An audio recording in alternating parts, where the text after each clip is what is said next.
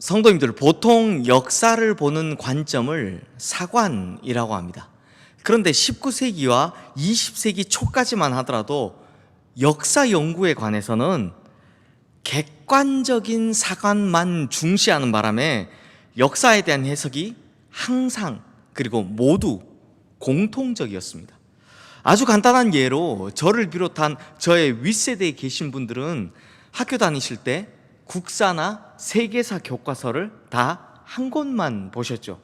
왜냐하면 당시만 해도 객관적인 사관의 유산으로 역사에 대해서는 공통적인 관점밖에는 없었기 때문입니다. 그런데 20세기 중반 이후 역사를 바라보는 관점에는 역사가의 주관적인 사관이 필연적으로 개입된다라고 주장하며 역사가에 따라 자유롭게 역사를 해석하는 주관적인 사관을 주장하는 사람이 있었습니다. 그리고 이 사람이 세상에 미친 영향은 그야말로 엄청났습니다. 그래서 이후로는 역사가의 주관에 따라 역사를 해석하는 자료와 책들이 많이 나오기 시작을 했죠. 이 사람이 누구냐? 유명한 역사학자이자 또 신실한 기독교인이었던 찰스 오스틴 비어드라는 분입니다. 보통 찰스 비어드 이렇게 부르죠. 그런데 이분이 은퇴하기 전 어떤 기자가 인터뷰에서 이런 질문을 합니다. 박사님은 평생토록 역사에 관해 연구해 오셨는데 특별히 깨달은 것이 있다면 무엇입니까? 그러자 이 찰스 비어드 박사가 자신이 일평생 인류의 역사를 연구하는 가운데 아주 소중한 4가지의 교훈을 얻었다라고 대답을 합니다. 이렇게 저명한 분이 평생토록 역사를 연구하면서 얻은 4가지의 소중한 교훈, 이게 무엇이냐? 첫째, 나는 인간들의 잔인한 파괴 속에서도 더 힘있게 건설하시는 하나님의 능력을 보았다. 둘째, 하나님의 연자맷돌은 비록 천천히 돌아가지만 정확하고 섬세하다. 셋째, 꿀벌이 꽃에 꿀을 따면서도 꽃을 수정시키는 신비를 보았다. 넷째, 나는 캄캄한 밤중에 하늘의 별이 더욱 빛나는 모습을 보았다. 이렇게 4가지입니다. 그러니까 인간은 끊임없이 파괴하지만 그 속에서 하나님께서는 끊임없이 새로운 창조를 이어가고 계시고, 하나님의 섭리는 정말 없는 것처럼 보일 만큼 느리지만 언제나 정확하고 섬세하며, 꽃은 져야만 새로운 생명이 열린다는 것, 또 별은 가장 어두울 때 가장 빛난다라는 것, 이것입니다. 그런데 성도님들, 이렇게 놀라운 하나님의 역사를 어떤 사람이 볼 수 있는지 아십니까? 먼저는 올바른 눈을 가진 사람만이 볼 수 있습니다. 이런 올바른 눈을 가진 그리스도인은 어둠, 파괴, 부정, 작은 것들 속에서 절망과 낙심, 좌절과 불평, 이런 것을 보는 것이 아니라 파괴 속에서도 창조를, 어둠 속에서도 빛을, 부정 속에서도 긍정을, 작은 것들 속에서도 큰 것을 보는 것입니다. 그러므로 올바른 눈을 가진 그리스도인은 지금의 아주 작은 것을 보고도 앞으로 일어날 놀라운 일을 기대할 수 있는 사람인 것이죠. 즉, 올바른 눈을 가진 그리스도인은 작은 가능성에서도 반드시 이루어질 큰 일을 보는 사람인 것입니다. 사랑하는 성도님들, 마가복음 4장 31절 32절 말씀에서 예수님께서는 제자들에게 하나님 나라에 관해 이런 말씀을 하셨습니다. 겨자씨 한 알과 같으니 땅에 심길 때는 땅 위의 모든 씨보다 작은 것이로되 심긴 후에는 자라서 모든 풀보다 커지며 큰 가지를 내나니 공중의 새들이 그 그늘에 깃들 만큼 되느니라. 예수님께서 말씀하신 이것이 바로 올바른 눈으로 하나님의 역사를 보는 것입니다. 지금은 가장 작은 씨앗을 심었습니다. 그것도 땅 위의 모든 씨보다 가장 작은 겨자씨 한 알입니다. 하지만 올바른 눈을 가진 그리스도인은 그 속에서 앞으로 자라날 거대한 나무를 보는 것이죠. 그래서 그 거대한 나무에 공중의 새들이 찾아와 깃드는 그것을 바로 지금 가장 작은 씨앗을 심는 지금 이 순간부터 보는 것입니다. 성도님들, 이것을 바로 믿음이라고 하는 것입니다. 그래서 이런 믿음의 눈을 히브리서 11장 1절 말씀은 이렇게 정의하죠. 믿음은 바라는 것들의 실상이요 보이지 않는 것들의 증거라고요. 그리스도인이 하나님의 역사를 보려면 가져야 할 올바른 눈, 즉 믿음의 눈은 이런 것입니다. 지금은 가장 작은 씨앗을 심지만 그 속에서 자라나게 될 거대한 나무를 미리 먼저 보는 것이죠. 그래서 믿음을 신학 용어로 먼저 선에 가질 취자를 써서 선취라고 하는 것입니다. 이런 의미에서 오늘 본문의 엘리야야말로 올바른 눈을 가진 사람이고 믿음으로 선취한 사람이었습니다. 왜냐하면 3년 동안 비가 오지 않던 완전히 메마른 하늘, 바로 그런 하늘에 떠오른 고작 사람의 손만한 작은 구름 속에서, 이 손만한 작은 구름 속에서 큰 비를 보는 그런 믿음의 눈을 가진 사람이었기 때문입니다. 사랑하는 성도님들, 그런데 엘리야는 올바른 믿음의 눈, 이것만 가진 사람이 아니었습니다. 하나님의 역사를 보려면 우리가 엘리야에게서 배워야 할 것이 또 하나 있습니다. 그것이 무엇이냐? 바로 기도하는 사람이 되어야 한다라는 것입니다. 오늘 본문 위에 있는 열왕기상 18장 1절 말씀 한번 보십시오. 이스라엘의 기근이 시작된 지 3년째 되던 어느 날이었습니다. 그때 하나님께서는 이미 엘리야에게 내가 비를 지면에 내리리라 라고 먼저 약속해 주시는 것을 볼 수 있습니다. 자, 성도님들, 하나님께서 이렇게 직접 약속까지 다 하셨다면 이제 우리는 뭘 해야 합니까? 그냥 마음 편히 기다리면 되겠죠. 하나님께서 약속하셨으니 다 이루어질 것 아닙니까? 그러니 두 발 쭉 뻗고 이제는 그 약속이 이루어지길 기다리면 되겠네요. 그런데 성도님들, 여기서 중요한 것은 그냥 기다리기만 해서는 안 된다라는 것입니다. 그럼 기다리는 중에 뭘 해야 한단 말입니까? 바로 기도입니다. 분명히 속으로 이런 생각하시는 분들이 계실 겁니다. 아니, 하나님께서 이렇게 확실히 약속해 주셨으면 구태여 기도할 필요가 있겠는가? 하나님께서 계획하신 바이고 심지어 직접 약속까지 하셨으니 내가 기도하든지 말든지 간에 당연히 이루어지는 거 아닌가? 하지만 성도님들, 에스겔 36장 37절 말씀에 보면 하나님께서 이렇게 말씀을 하십니다. 주 여호와께서 이같이 말씀하셨느니라. 그래도 이스라엘 족속이 이같이 자기들에게 이루어 주기를 내게 구하여야 할지라. 그러므로 하나님께서 우리에게 약속을 하셨다 해도, 우리를 향한 계획을 이루신다 해도 우리가 빠뜨리지 말아야 할 것, 그것은 바로 기도라는 것입니다. 그러므로 우리 성도님들께서는 꼭 명심하시고 기억하셔야 할 것은, 하나님의 약속은 언제나 기도를 통해 이루어지고 하나님의 계획과 섭리는 언제나 기도의 사람을 통해 이루어진다라는 것입니다.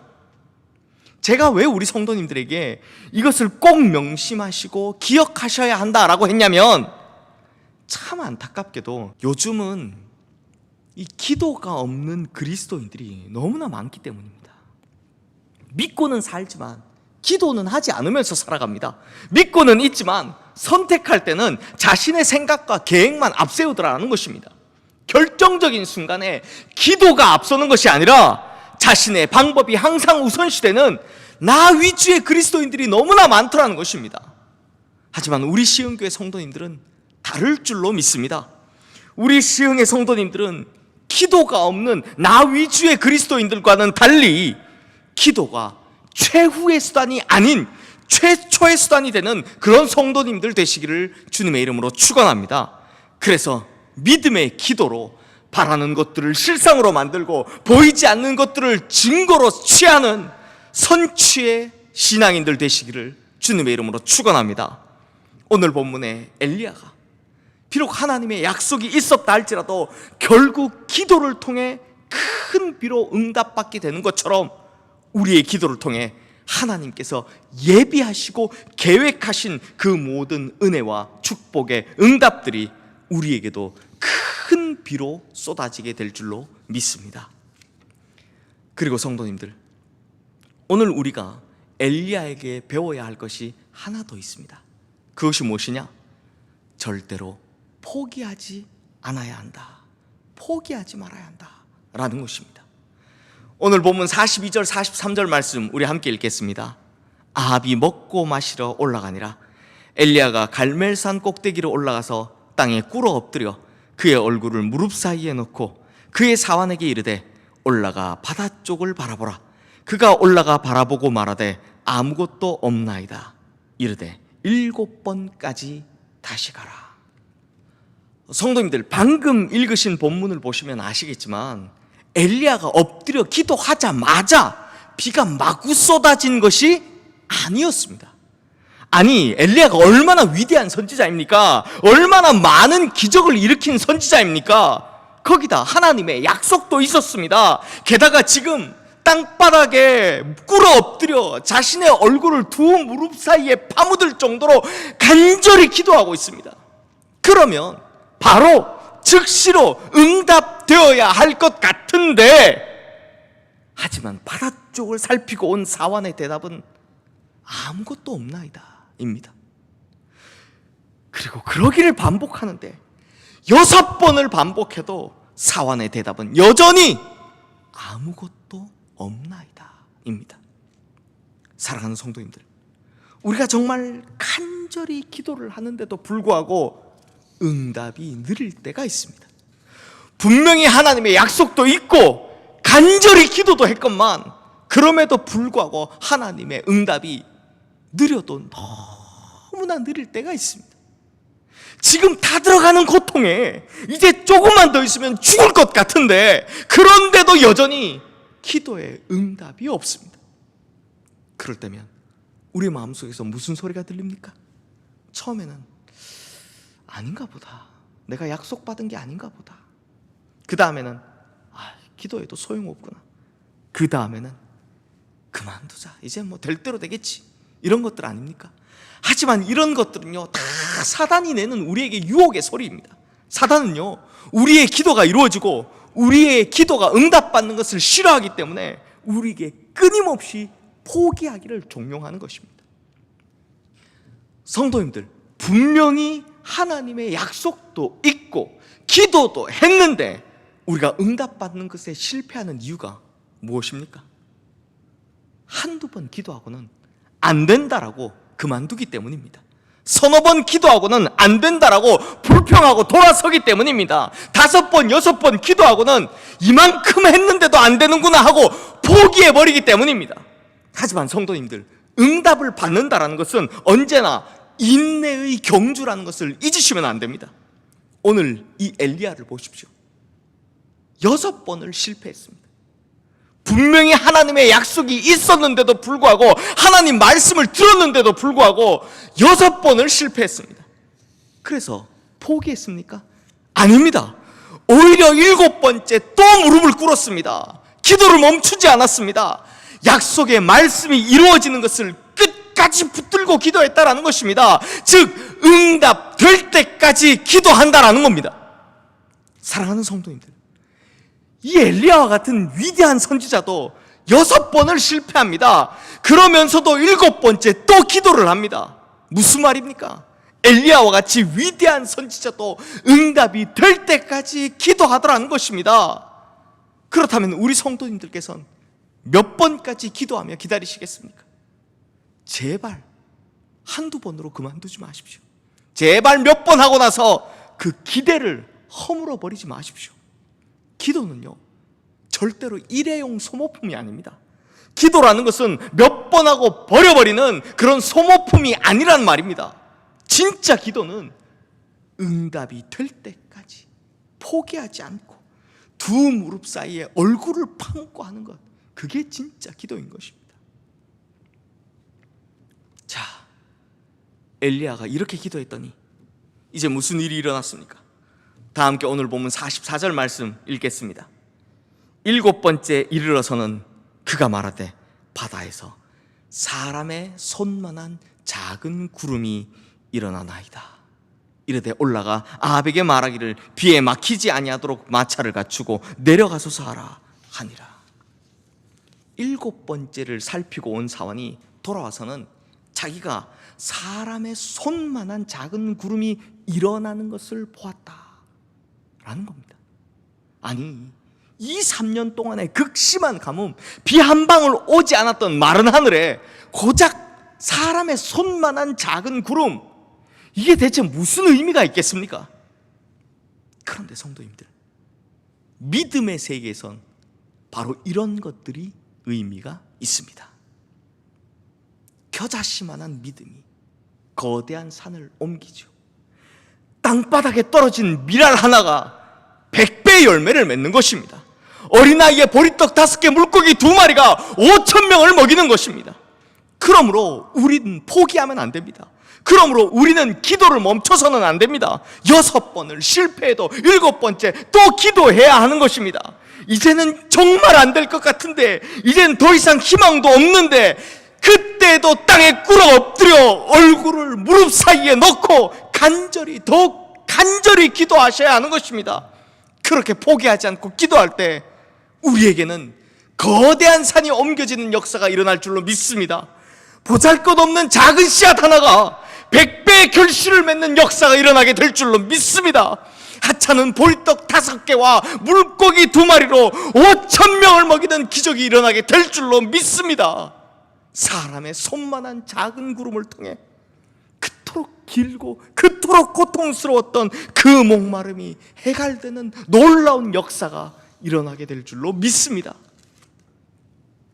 사랑하는 성도님들, 결국 우리가 오늘 본문의 엘리야를 통해 배울 수 있는 것은 포기하지 말고 기도하라 라는 것입니다. 그러면 보인다 라는 것이죠.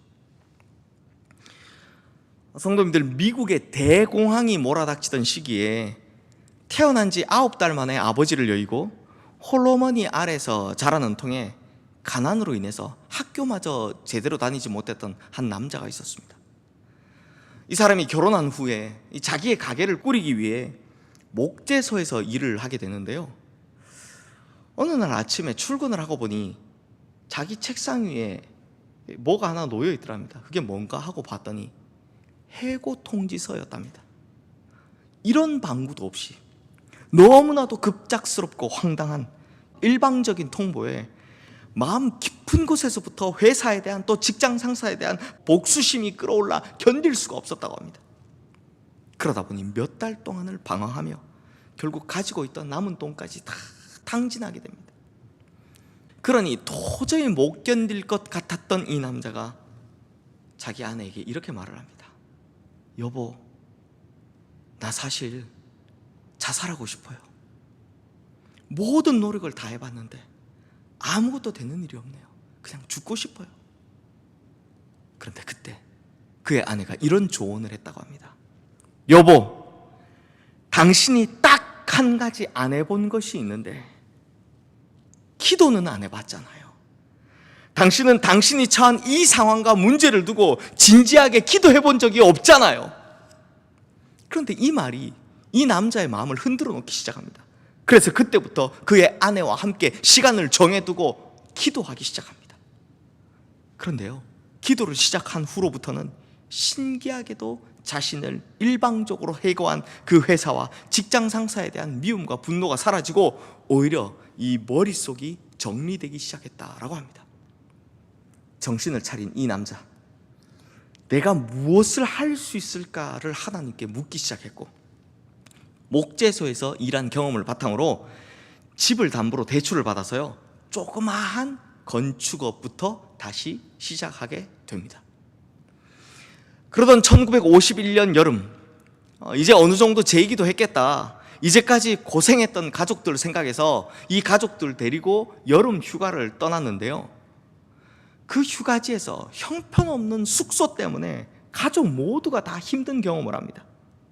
휴가철에 비싼 바가지 요금에 불친절하고 지저분한 데다가 비치된 책자들은 전부 다 성인 잡지들이더라라는 겁니다. 그런데 이 사람이요, 화가 날 법도 한데 오히려 하나님께 이런 기도를 드립니다. 하나님, 제가 가야 할 길을 보여주심에 감사를 드립니다. 이제 저는 적절한 가격으로 좋은 서비스를 제공할 수 있는 건전한 호텔을 만들고 싶습니다. 이 사람이 처음에 이제 해고 통지서를 받은 이후로 계속 자신이 가야 할 길에 대해서 하나님께 기도를 하고 있었던 것이죠. 결국 이 긴 기도 끝에 자신의 비전을 본 것입니다. 하지만 막연하기만 한 이 비전, 그 과정이 쉬웠겠습니까? 주변에선 다들 그런 호텔은 안 된다라고 이야기를 합니다. 그리고 호텔을 운영하기는커녕 제대로 몇 번 가보지도 않은 사람이 무슨 호텔을 하냐라고 사람들이 기대도 안 합니다. 하지만 그 많은 비난의 소리와 재정적인 어려움을 이겨내고 첫 번째 호텔의 문을 열게 됩니다. 바로 적절한 가격에 좋은 서비스를 제공하는 건전한 호텔. 결국 이것이 큰 성공을 거두게 되는데요. 7년 후엔 100개의 호텔, 10년 후엔 1000개가 넘는 호텔을 세우게 됩니다. 이 호텔이 바로 세계적인 호텔 체인인 홀리데이 인이고요. 이 사람은 그 호텔의 창업자이자 이후 호텔 왕이라는 별명을 가지게 되는 캐먼스 윌슨입니다. 실제로 이 호텔은 기도의 응답으로 세운 호텔이다 보니 지금까지 호텔 안에 어떤 호텔에도 카지노를 들여놓지 않고 또 호텔 안에 성인 잡지를 비치해두지 않는 것으로 유명하죠. 이 캐먼스 윌슨이라는 사람이요, 나중에 인터뷰에서 한 말이 굉장히 유명합니다. 명언집에 실릴 정도로 유명한데 이 사람이 뭐라 그랬냐? 성공한 사람은 이전에 여러 번 실패했을지 모릅니다. 하지만 그는 포기하기를 거부했기 때문에 성공한 것입니다 라고 말했답니다. 이제 말씀을 마무리하려 합니다. 성도님들, 오늘 또 엘리야에 관한 설교를 합니다. 이랬더니 우리 부목사님들이 나중에 목사님 어디 집회나 부흥회 가시면 엘리야 시리즈 하셔도 좋겠다 라고 그러더라고요. 왜 이렇게 엘리야에 관한 설교를 계속하는가 하면, 제가 엘리야에 관한 말씀을 처음에 이제 설교한다고 이렇게 보고 있는데요, 이게 보고 있고 또 보고 있으니 계속해서 새로운 것이 보이기 시작하더라고요. 아마 주님께서 우리 성도님들에게 이 어려운 시기에 엘리야를 통해서 하나님의 음성 듣게 되기를 바라셨던 것 같습니다. 언제까지 할지는 모르겠습니다만 제 바람은 이번 주가 마지막이었으면 하는 바람이 있습니다. 하지만 저는 주님의 종이니까요, 주님 이끄시는 대로 그렇게 하도록 하겠습니다. 사랑하는 성도님들, 오늘 본문을 묵상하면서 제가 가장 크게 느낀 것, 제가 가장 큰 감동을 받은 것은 이제부터입니다. 성도님들, 오늘 본문은 모든 이스라엘 백성들이 보는 앞에서 바알과 아세라 선지자 850명과 진짜 하나님을 가리기 위해 하늘에서 불을 떨어뜨리기 시합을 한 직후의 이야기입니다. 그런데요, 지금 엘리야가 땅에 꿇어 엎드려 그 얼굴을 무릎 사이에 놓고 기도한 그 장소가 어디라고 합니까? 오늘 보면 42절 말씀에 보면 갈멜산이라고 합니다. 즉 조금 전에 하늘에서 불을 내리기 대결을 펼쳤던 바로 그곳, 그 장소라는 것입니다. 성도님들, 엘리야는 기도로 하늘에서 불을 내렸습니다. 그리고 그 불이 얼마나 대단했던지 번제물뿐만 아니라 나무와 돌과 흙을 태우고 심지어 12통의 물을 부어 흘렀던 도랑마저도 다 말라버리게 했습니다. 그렇게 엄청난 불이 떨어졌던 그 자리. 그런데 엘리야는 바로 그 자리에서 다시 비를 내리게 해달라고 기도하였고 이제는 비가 내리게 되었다라는 것입니다. 불이 지나간 그 자리에 비가 내린다라는 것, 이것이 무슨 말이냐?